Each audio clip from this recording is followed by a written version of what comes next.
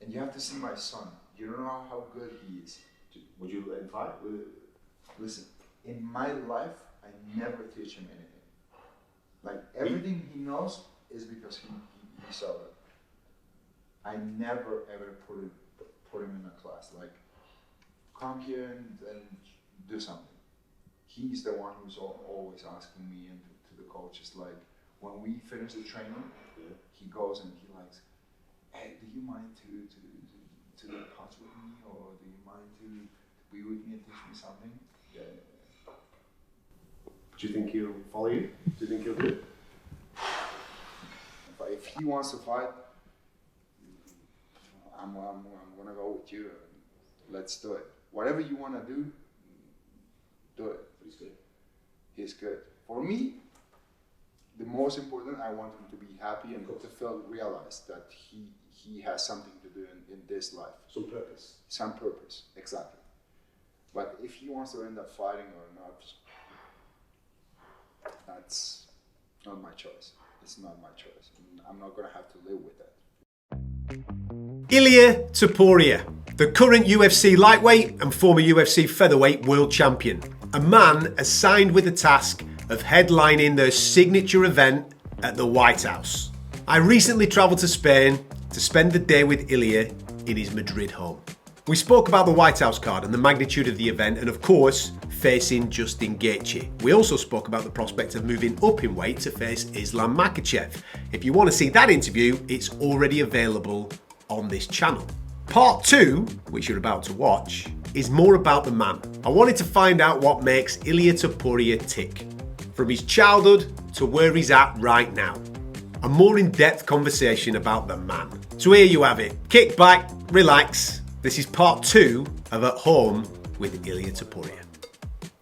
I want to explore more about you. I want to go back to obviously being born in Germany and growing up in Georgia. Yeah. And then obviously moving to Spain when you were 15 years of age. Can you remember much of being in Germany? How old were you up to? About 7 years of age? 6, 7 when we moved to Georgia. Yeah. Okay. So I don't remember much from that time. Had you started martial arts then or not in Germany? Yeah, I started Europe when I was 4 years old. Right, okay. In Germany? In Germany. And then we moved to Georgia and we kept doing karate and then we did the Greco-Roman wrestling. Where does the involvement with martial arts come from? Are your parents involved from in it my at dad. all? He put me and my brother in judo classes when we were like 4 years old. Then he put us in karate. Then it happened like completely by chance. The thing that we started with Greco-Roman wrestling. And then when we moved to Spain, also my parents put us in the gym where we were like practicing the mixed martial arts. Did you do any other sports? No. So you didn't play football, didn't do No. it?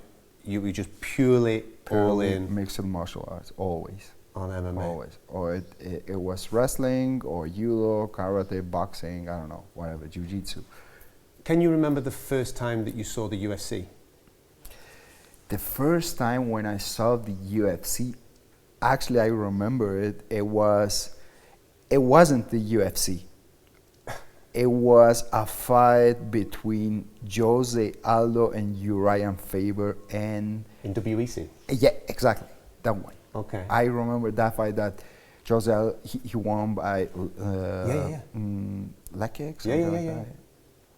That was the first fight that And what I did you ever think? watched. How old would you have been then? Like 15, 14.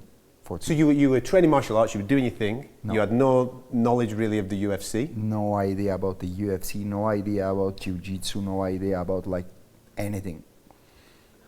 I only knew like wrestling, the Olympic sports. Yeah. Was that the plan? I was going to ask you that. Was that the plan for you? No. To go down the Olympic route? The plan was, when we moved to Spain, the plan was to keep doing like wrestling or Greco-Roman wrestling, like Olympic sport. Yeah. Because I didn't know anything about jiu-jitsu and MMA. So I remember my dad came to me and my brother, and he was like, listen, there's a gym where they do jiu-jitsu and mixed martial arts. And I'm like, what's that? I don't know any. And he started to showing us like the Gracie videos. And he was the one who recommended me to watch the fights. So was your dad a fan then of the UFC? Was he aware of it? He wasn't a fan, but he knew everything about the industry. Okay. So when you then see it, do you then think in your head, I like this. I kind of like that. Yeah. So in your head, you're thinking, I'm going to do that for a job. Not really in that moment, but since the first second that I stepped into a gym and I saw the environment, I'm like Hooked. Loved it. hooked. I'm like, I want to spend my whole life here. I love it. With that though comes challenges, because you're 15 years of age here in Spain now. Yeah. What were your parents talking to you about regarding jobs and education and things like that? Were they always that supportive of you do you, just go and do you, or was there another plan? They were like pushing us a lot about like studying, and you have to go to Did you listen? university. You have to be. My brother, he was supposed to be a doctor. Me, I was supposed to be, I don't know, a lawyer or something like that. And I remember when I was 15 years old and my brother, he was 16. Yep. We went to my dad, and my brother, he told him like, listen, we don't want to go to school anymore. You let Alex talk. He was the older brother. I'm like, whatever he does, He's I not do gonna it. Yeah. Okay. He had that confrontation with my dad, and he was like, listen, we don't want to go to school anymore. We want to dedicate our life to the mixed martial arts because we want to compete, we want to train, all that. And surprisingly, he accepted. He was like, listen, if this is what you want to do, guys, just do it. Do your thing. Now I know where the belief comes from, because that's so important. Not everybody gets that from parents. parents. You know? When you feel that belief from your parents, that's automatic, I think. Like, they actually believe in us. So I can go just and waste my time and do whatever and fuck around. Yeah. I want to make them feel happy and proud about whatever we're doing. You feel like you owe it in a way to them to fulfill, of course, your potential. They always believed in our potential, and that gave us that belief, I think. Well, they were kind of always. They were kind of right. My dad, I remember when I was 16 years old, he used to tell me like, listen, once the world is gonna see you, they are gonna be so surprised with your talent and with your skills, like for whatever you bring for the sport. And I'm like, what the fuck this man is talking about?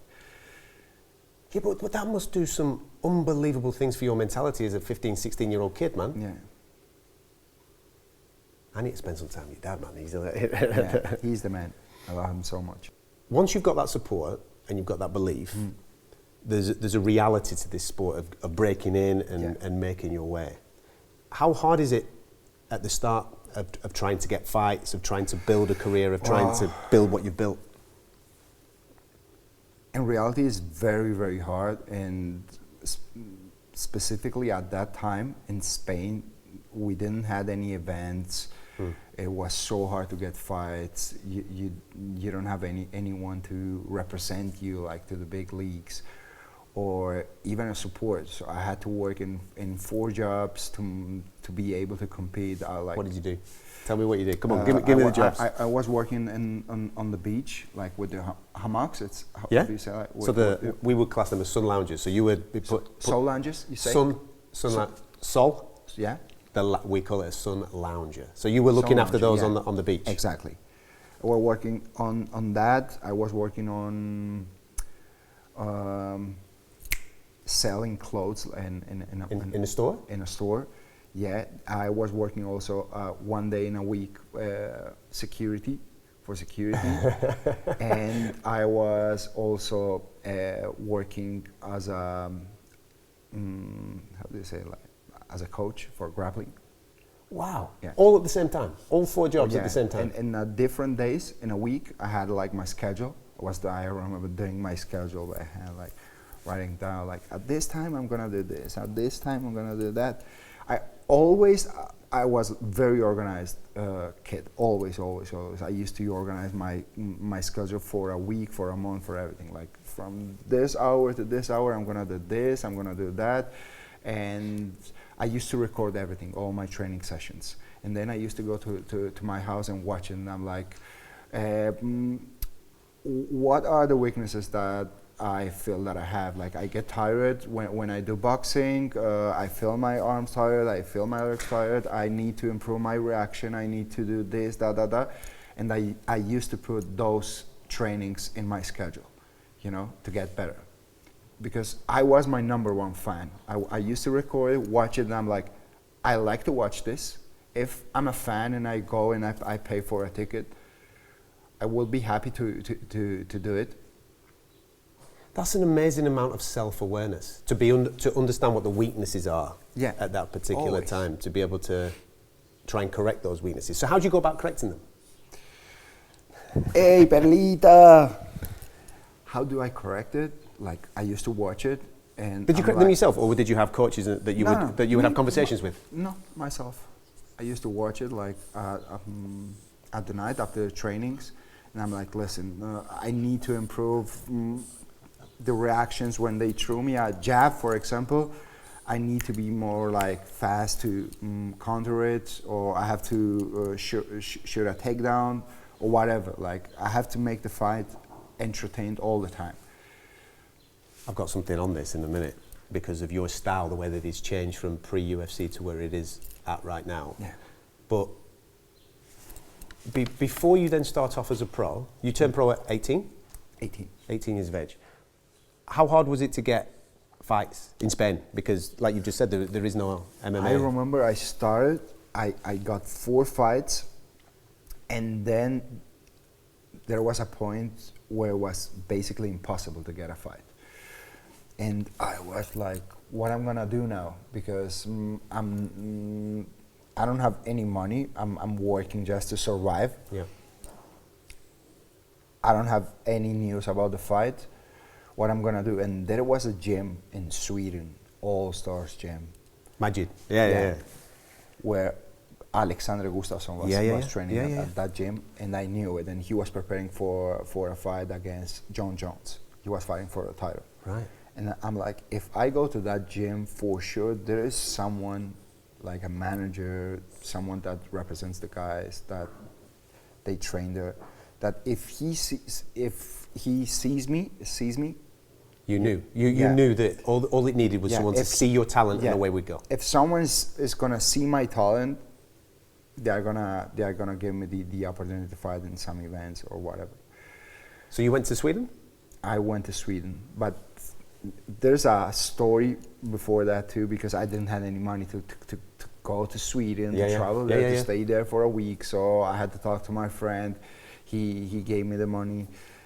I went there, and I remember the first training session. I finished the first training session, and there was a guy, Majdi, and he came to me, and he was like, "Do you have a manager?" And I'm like, "No." So now you have it. And I remember he booked me a fight in 3 weeks in Finland. Then I fought in 3 weeks and a half. He booked me another fight in Cage Warriors for the title, for the bantamweight title. Yeah. I went there. I won the fight. So that's how that came about, right? Okay. No one is gonna come to your house and knock the door and like, it's you, come. This is for you. No, you have to find the opportunities, and you have to believe in yourself, because if you don't believe it, no one is gonna do it for you. What's it like getting the phone call from the UFC? Wow, it was in the moment where I wanted I didn't want to get that call. I was sick, I had COVID, and I remember I was like in my bed. I wasn't even able to walk. After 2 weeks, finally I get well, and I'm like, I'm gonna go outside and I'm gonna run for 30 minutes. And I remember in 15 minutes I had to come back, and I sit in my house, and my phone started to sound. I pick up the phone, and they were like, "Do you want to fight in the UFC in 8 days?" And I'm like, how I'm gonna make that happen. It was 12 kilos. Yeah. I had to cut like 12 kilos in 8 days. So many things I had to do. Whatever, I said yes. I want to do that. I don't know how I'm gonna make it happen, but let's do it. And you do it, and you win in style, and the rocket ship takes off. I would prefer to win by finish. But that win is absolutely edged because of obviously the opponent that you came in on last minute replacement. He's doing extremely well now. Yeah, obviously. he was foreign and all in the UFC. And he's had a few bumps, but he's doing it incredibly well now. The change in style, I want to talk to you about that because pre-UFC, you're submitting everybody, taking everybody's neck. And then you come to the UFC and you start knocking everybody out. Is there a change of mentality? Because you were talking a moment or two ago about entertainment. Yeah, exactly. Right, give me that. Yeah. Because that fascinates me. To change your whole style to be more entertaining, that's wild, man. It is, it is. But at the end of the day, you are in a sport which is based on entertaining. And you have to be aware of that. And I remember when I started to fight in the UFC, I was like, listen, I gotta have all the tools. Like, I have to be good in striking, I have to be good in wrestling, good in the ground. And everywhere that the fight takes place, I have to be entertained. Like, it doesn't matter. If I go to the ground, it has to be entertained. Because there are a lot of fans that they go to watch a fight that they don't know anything. They never practiced a sport. So you have to make it entertaining for them, you know? So this is basically what I did. It sounds a little bit weird, but honestly, that was my thought process. But again, that comes down to self-awareness, understanding. It's not just you. There's a greater picture here. Yeah, if whatever you do, at least my mentality is like, whatever I do, I want to be the best. And if there is someone who doesn't understand what I do, it doesn't matter. He has to understand. He has to enjoy it. Also, he has to be like, wow, I love this. So if your background then is grappling based martial arts, you come to the UFC and then all of a sudden you start knocking people out. But before the UFC, I started with boxing. Whilst you were pre-UFC, you'd already started the process of moving into the... Because your last victory before the UFC was a knockout victory. So that process had started. Yeah. You said that you analysed things and you made the changes. What did you analyse? What were you looking at in the world of boxing? The inspiration to start in boxing came from Canelo, Lomachenko, from all those guys. Like, we were watching all that fights and I'm like, I want to be able to do that in my fights, in my sparring. So I want to do that. I want to practice that. Yeah, it came from that. And I had the how do you say, the luck to have my brother on my side who was like more concentrated on teaching and all that. The foot movement of Lomachenko it's amazing, different. I couldn't reach that point yet. Maybe a little bit of dancing. Yeah, I don't know. Listen, you're giving it he did that. He did the Matador thing in the corner once, didn't he? You know what I mean? So you've got a little bit of something. Maybe once. Maybe we're going to do that. Maybe boom, boom, boom, boom. But what you do have, and this is probably the biggest compliment I can pay you with your striking, Canelo's very, very good at front foot pressure and front foot defence, going forward and defending at the same time. Of which I think is quite evident in your striking style with the way that you go about it. Yeah. Most people, when they're defending, it's a backwards thing. Yeah. You're actually doing it going the other way. Yeah, I'm going to make it happen. Yeah. But again, that comes down to the entertainment factor that you were talking about before. Yeah. Because when I go and I watch the fights, I don't like to watch the kind of fighters like that they are waiting all the time. And I need you to do something that is going to allow me to do another thing. I'm like, it doesn't matter whatever you're going to do, I'm going to do my thing. I'm going to let you do whatever I want you to do. You know what I mean? I like pressure all the time. I love put my opponents under pressure. I love that. Are you aware of the magnitude of the knockout run that you're currently on? Yeah, I was aware, to be honest, because I knew like what I was able to do in the trainings. I was like knocking out everyone in the training sessions. Like they used to bring a lot of boxers in the trainings, different type of fighters, and I used to knock them out. And I was like, if I'm able to knock out a boxer who dedicates his whole life to only boxing, why I wouldn't be able to knock out someone in MMA? Because I have that power. I realize that I have it. I have something in my hands that if I touch you, for sure you're gonna go to sleep. And I saw that so many times that why I would doubt in myself. Why I would do that. Like I'm like, if I'm able to do this in trainings, I'm also gonna be able to do this in competitions. What does it feel like to knock somebody out? This sounds a little bit weird. It sounds a little bit savage, but it feels amazing. Because you know once you connect a punch, you know if you're gonna knock him out or not. You feel it? You feel it. You're like, pow! It's like, bro, I'm sorry. Sorry. Bro, I'm sorry. Sorry, brother. Yeah, I like the way that you did that. Me as a fan, right? Understanding what you've just said. You've trained, you've done your full camp, you've just landed that blow. Yeah. The guy goes over. The crowd is going absolutely how crazy is that? Crazy, man. Yeah. But you never lose your mind in that moment. Maybe you're going crazy inside, I don't know. But you always seem so serene and so calm in that moment.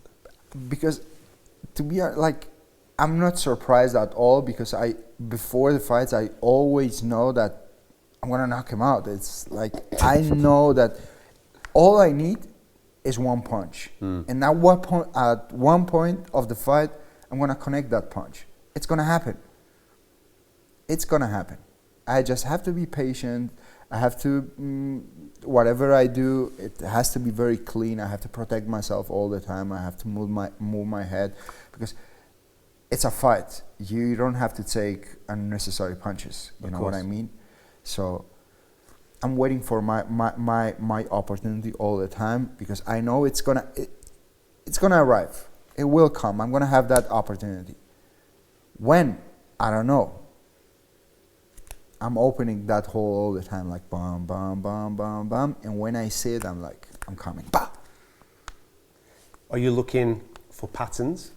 See, there's many different ways when I speak to fighters about this. Some people are waiting for the gap, as you're just highlighting there. Some people, it's robotic because they've trained it and it's a certain combination that they're used to throwing all the time, waiting for the space. What are you looking for? In that moment, what are you looking for? So, when I get an opponent, of course, we analyze like any opponent that I have, I analyze it, and they all have some patterns, right? So I choose like a couple of combinations, and I work on that all the time. My training camp is based on the strategy. It's not that we decide the strategy the day before the fight or in the fight week. No, we have the strategy before the training camp, and we work on that strategy. And then wait for the gap. During the whole training camp, you know what I mean? And I have, let's say, 3-4 combinations of take you down in the ground. I have a couple of scrambles, and then I'm gonna submit you, or in striking. I have a couple of movements that I do. If I cut you, I'm gonna put you to sleep. And I don't have much. I have like 3-4 combinations that I'm not gonna release that combinations in the first exchange or in the second one. Trap setting. Yeah. Setting traps. Yeah, I'm very, very patient. And I'm very perfectionist, you say, perfectionist? Yeah. So whenever I decide to throw those punches, I know that it's gonna work. The perfect knockout is what you're looking for. Yeah, the perfect knockout. A clean knockout. How do you deal with fame? How do you deal with everybody looking and everybody on you all the time? Actually, I feel very grateful and I appreciate all that because I don't know, you know, I come from a different past, and now that I feel that I have almost everything, every morning that I wake up, I'm so grateful and appreciate it all the time. I'm like, thanks God. I was going to say, do you believe in a higher power? Of course I do. Of course I do. It explains a lot of the mentality. Man. I want to talk about pathways for other fighters, because you mentioned a moment or two ago how difficult it was for you to get started, for you to find your pathway. You went off to Sweden and all these other places to find your way. You're now entering the world of promotion yourself. Yeah. With WOW here in Spain, and it's going crazy, man. It's going crazy. It's going crazy. I'm so happy and proud. How deep and how good is the talent of MMA in Spain right now? It's getting better. It's getting better. Now a lot of more kids are training the mixed martial arts. They want to be world champion. So it's gonna take a little bit more time till those kids will like grow. But the talent is pretty good, and it's getting bigger and bigger and bigger. I don't know if you're gonna be on the next show that we have the next Saturday in Valencia. I'm going to hit Madrid in June, I believe. Yeah. Okay. So once you come here and you see the event, I want to hear the feedback from you. You're going to love it. Well, the feedback on social media looks incredible, and obviously the talent that is coming through is good. Is the dream for you being able to open doors, of course, for those other fighters to maybe follow you to the UFC and various other places? It always has been a dream to share with them all the knowledge, all the experience that I acquired during the whole path that I had in the sport. And yeah, it's a beautiful experience for me. How good would that be? Here's one for you, seeing as you like ticking things off. How good would it be for you to bring the UFC to Spain? Yeah. And to have fighters on that card that have come through the WOW pathway? Yeah. There are a couple of fighters that actually start in WOW and they end up fighting in Got a couple on Contender, that are coming through. In the UFC. There's one guy, Echer Sosa. He was a champion in WOW FC, and then he fought in Dana White Contender Series, and a couple of weeks ago he made his UFC debut. My brother also, his last fight was in WOW, and then he ended up fighting in the UFC. And we have a couple more coming up that they're going to end up fighting in the UFC. So I'm very proud about that. Is the ambition still to be able to bring the UFC to Spain? Do you think it could happen? I hope so. I hope so. I don't know what it... Politics and logistics is a tough thing to obviously get over. Yeah, it is. I offered my help to the UFC. They never wanted. Whatever they need to make it happen, I will be very happy to help them. I don't know.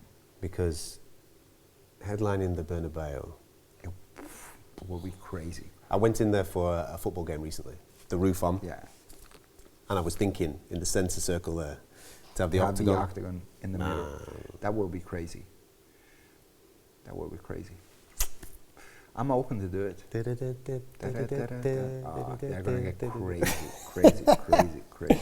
I can imagine it now. It's making the hairs on the back of my neck stand up. Just to finish off,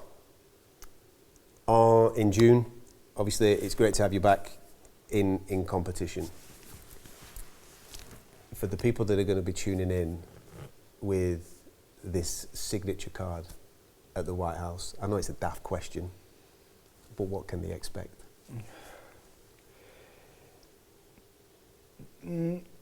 That they are going to be happy that they decide to stay at home or to go to the event to watch it.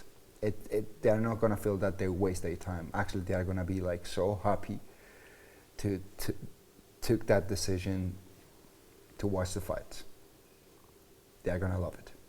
It's going to be something amazing.